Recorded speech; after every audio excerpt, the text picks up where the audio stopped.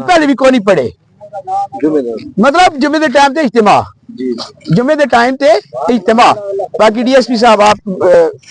फरमाने जी असि सारी मालूमात अंदरों भी ली ते उन्हां दा कोई ऐसा प्रोग्राम नहीं होया जेड़ा भी उन्होंने इबादत करनी है ना अपनी 12-25 तक 12:30 तक जो भी उन्हों का है इबादत जी वो करते हैं वो करन खसमा नु खान सानू देना कोई ठीक है जुमे तो मतलब जुमे तो पहले ਉਹਦੇ ਅੰਦਰ ਨਾ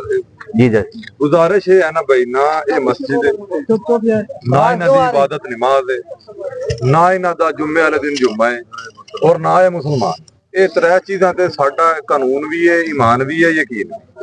ਸਾਡੇ ਕੋਲ ਜੁਮੇ ਦਾ ਟਾਈਮ ਸ਼ੁਰੂ ਹੁੰਦਾ 12:34 ਤੇ ਠੀਕ ਹੋ ਗਿਆ ਉਸ ਤੋਂ 10 ਮਿੰਟ ਜਦ ਮਤਲਬ ਟਾਈਮ ਸ਼ੁਰੂ ਹੋਣ ਤੋਂ 10 ਮਿੰਟ ਪਹਿਲੇ ਇਹ ਆਪਣਾ ਇਹਨਾਂ ਨੇ ਅੰਦਰ ਜੋ ਕੁਝ ਵੀ ਕਰਨਾ ਕਰ ਲੈਣ ਵੇਖੋ ਨਾ क्या मैं दिन के टाइम इशा की नमाज पढ़ सकता मगरब पढ़ सकता उस टाइम अपने टाइम के अंदर जिस टाइम टाइम शुरू होना साडा जुम्मे का टाइम शुरू होता 12:35 उस तो पहले इन्होंने अपनी जो भी टकरा मारनी मार के अपने घर ठीक हो गया भी गल हुई है जी सवाले नाल दोस्तों नाल भी मशवरा होया है अगर जुम्मे दे टाइम तो पहले जो मर्जी करदे रहन साडी सेहत ते कोई असर नहीं जुम्मा शहर इस्लाम है जुम्मा असीं नहीं पढ़न देना जिले की किसी भी जगह दे उत्ते